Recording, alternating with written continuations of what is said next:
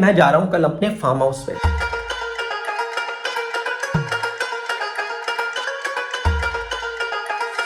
डेढ़ से 2 लाख रुपए अभी खर्च करके बैठा हूँ मैं। How are you feeling? Nice, amazing.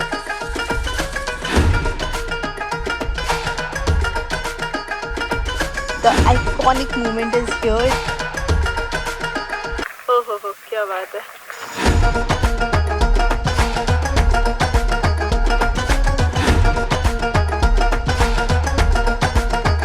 Hello guys, welcome back to the channel in this another vlog. और आज की डेट है 3 अगस्त 2023।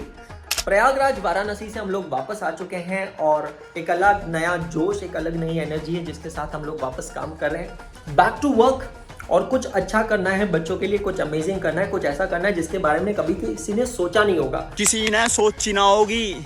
तो बहुत अलग चीज मैं करने जा रहा हूं। मैं प्लान करने जा रहा हूं सीए का इंडिया का टूर। हाँ जी दोस्तों, इंडिया का टूर मतलब इंडिया में सर्कल बनाने वाला हूं और उसके ऊपर आज बहुत सारी प्लानिंग की है, बहुत सारी टिकट बुक की है। तकरीबन 1.5 से 2 लाख रुपए अभी खर्च करके बैठा हूं मैं। उसकी डिटेल्स मैं आपके साथ शेयर करूंगा। लेकिन इसके साथ साथ जो दूसरा काम चल रहा है वो ये है कि कल मैं ऑलरेडी स्टार्ट कर चुका हूं, बट मुझे स्ट्रक्चर्ड तरीके से अपनी नई बुक्स को एक स्ट्रक्चर डिज़ाइन करना है। सीए का कोर्स चेंज हो गया है, नई किताबें लिखनी है। अमेज़ॉन पे मेरी बुक्स लिस्टेड होती है, तो बुक्स बच्चे खरीदते हैं। अब बैचेस भी चालू होगी, बच्चों को पढ़ना होगा, तो उसके लिए एक अच्छा माइंडसेट चाहिए, एक अच्छी जगह चाहिए, एक अच्छा लोकेशन चाहिए। और वो सब के लिए मैं जा रहा हूँ कल अपने फार्म हाउस पे। नेचुरल ब्यूटी के बीच में बैठेंगे, खेतों के बीच में बैठेंगे, ठंडी ठंडी हवाओं के बीच में बैठेंगे। कोई क्लासेस नहीं रखी है मैंने।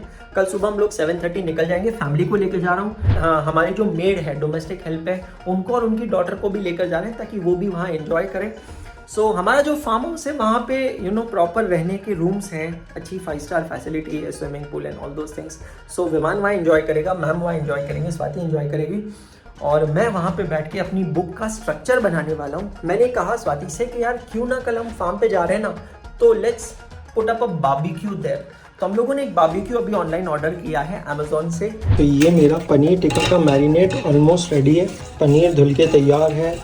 ऑनियंस को मैंने स्लाइस कर दिए हैं और इसके अंदर इसको मैरिनेट करके रख देंगे। रात भर बॉक्स में रख देंगे, फ्रीज़र में रख देंगे। कल सुबह वहाँ ले जाकर फार्म हाउस पे फ्रीज़र में ही डाल दूंगा मैं। सामान यहाँ पर सारा फिट हो चुका है, सूटकेस आ चुका है, लैपटॉप आ चुका है with all the books inside. We have taking barbecue with us and lot of other stuff. Vivan is ready. Are you excited? Yes. पक्का? हाँ. मुझे तो वहाँ जाके काम करना है, but Vivan is going to have lot of fun. So finally we have reached our farm house और ये आ गई हमारी फार्म की गली। Okay. तो कैसा लग रहा है स्वाति? बहुत ही अच्छा। उसको दूर से देख के बड़ी सही वाली फीलिंग आती है कि हम इतने टाइम बाद आ रहे हैं यहाँ पर। क्लाइमेट बहुत अच्छा है ना? बहुत ही अमेजिंग। मतलब I always wanted to come here in this climate. हम लोग यहाँ पे फार्म हाउस में पहुँच गए और विवी अब एंटर कर रहे हैं रूम में। ओपन करो। Okay, so Vivi is entered in the room. So it feel so nice कि बहुत ही ब्यूटीफुली बना। और मैं यहाँ पे अनअकैडमी की ड्रेस में हूँ बिकॉज काम की फीलिंग आनी चाहिए। Such an amazing room and there is the balcony over here. So I parked car absolutely correctly. Look at the clouds यार, क्या अमेजिंग क्लाइमेट है। So this is a small balcony और यहाँ पर बैठकर मैं अपने नोट्स बनाने वाला हूँ। नए नोट्स बनेंगे यहाँ से बैठ, नई books. So my goodness, it's amazing. So अभी बज चुकी है almost 5:15। Sorry for the bad face and all. जब से आए हैं तब से काम ही कर रहा हूँ और काफ़ी अमेजिंग तरीके से काम चल रहा है। बिलीव मी, इतनी पॉजिटिविटी फील हो रही है। This is the kind of environment which I was looking for. और अभी अभी बनकर आई है कोल पे कुल्हड़ वाली चाय, वो मैं पी रहा हूँ। मैं आपको दिखाता हूँ behind the scenes. I am working on the new notes. ये मेरा लैपटॉप है, आईपैड है, राइटिंग पैड है, मेरी पुरानी वाली बुक है जो एग्जिस्टिंग कोर्स है उसकी बुक है।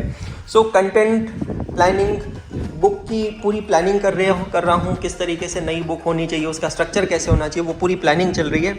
और अब मैं उसके बीच में पी रहा हूँ चाय। कोई भी जब बुक आप लिखते हैं ना, मैं आपको इस ब्लॉग के अंदर बताता हूँ बुक लिखने के कुछ इंपॉर्टेंट टिप्स क्या है। ये बिहाइंड द सीन्स किसी को पता नहीं होता, सबको लगता है बुक लिखना क्या है, मतलब ठीक है institute of chartered accountants of India का स्टडी मटेरियल, या आप जो भी किताब लिख रहे हो वो स्टडी मटेरियल आपको छापना है, उसके क्वेश्चंस आपको उठाने। It's not like that, writing a book is not that simple. Obviously there are lot of books written on that matter, lot of books available, lot of authors have prepared their content. What I personally feel is when you have to write a book, it should start with a planning. Writing a book is as similar as constructing a house. It should start with planning. You have to be an architect first. कि मेरी जो book होगी वो कैसी दिखेगी। एक architect जो होता है ना, एक खाली ज़मीन के ऊपर बनने वाले घर को विजुअलाइज करता है, फिर उस घर के अंदर जो भी चैलेंजेस होंगे उन चैलेंजेस को विजुअलाइज करता है। तो ठीक उसी तरह आपको जब एक एज एन ऑथर आप एक बुक लिख रहे हैं तो आपको अपनी बुक का एक आर्किटेक्चरल डिज़ाइन बनाना है। क्या क्या होगा उसमें, टेबल ऑफ कंटेंट्स होंगे, क्या नहीं होगा, वो सारी चीज़ों को डिज़ाइन करना है। डिज़ाइन करने के बाद फिर उसको एग्जीक्यूशन करना है। कल अभी मैं अपने फार्म पे आ गया हूँ, हम कुछ ट्रीज प्लांट करने वाले, आगे के टिप्स आपको देता हूँ मैं इस व्लॉग के अंदर आगे।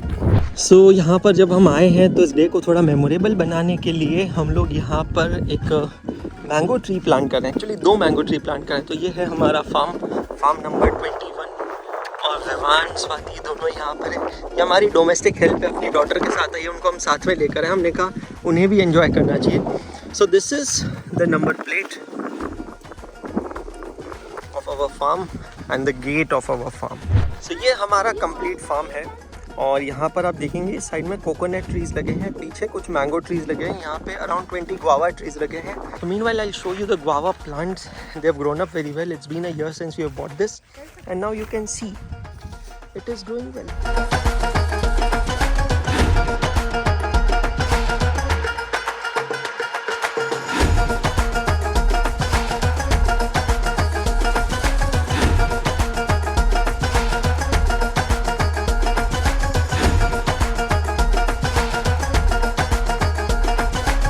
ओहो क्या बात है,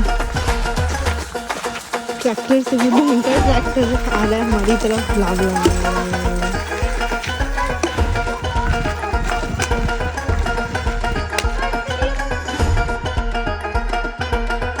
सो इस ग्रिलर पे सबसे पहले हम लोगों ने बनाई है, एक्चुअली स्वाति ने बनाई है बाटी, राजस्थानी दाल बाटी की ये बाटी यहाँ पे बन चुकी है। मैम रेडी, अब क्या कर रहे हो आप? अभी हम बना रहे एक स्पेशल डिश जिसको बोलते हैं कैजोन पोटैटोज। कैजू पोटैटोज बारबेक्यू नेशन वाला है ना? बट इसके ऊपर का मेयोनीज वगैरह कुछ है क्या? वो आएगा, सब आएगा। पहले हम इसको तंदूर में सेकेंगे। सो ये कैजू पोटैटो बना रहे हैं और उसके बाद आप ये तंदूर मुझे हैंडओवर करेंगे और फिर मैं इस पर बनाऊंगा टिक्का, पनीर टिक्का।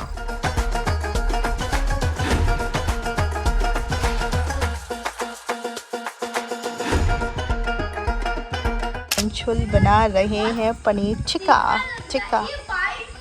तो Anshul, how is the feeling? Amazing. You always wanted to do it, no? Yeah. So my backup plan was if I would have not became CA, I would have certainly either became a driver or a chef or both of them. Or a photographer?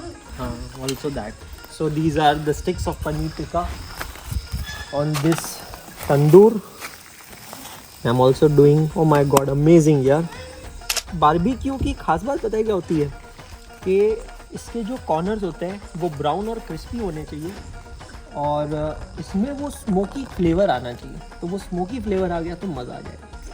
So notes हो या कोई video हो या कोई book हो, कोई भी चीज़ बनाते समय हमें ये ध्यान रखना होता है कि हम जिस टारगेट ऑडियंस के लिए बना रहे हैं, हमारा जो कंज्यूमर है वो कंज्यूमर क्या क्या प्रॉब्लम्स फेस कर सकता है। सो मैंने अभी यहाँ पर इंस्टीट्यूट का मॉड्यूल ओपन किया हुआ है और ये मॉड्यूल को मैं रेफ़र करके पैरेलली यहाँ पे नोट्स बनाता जा रहा हूँ।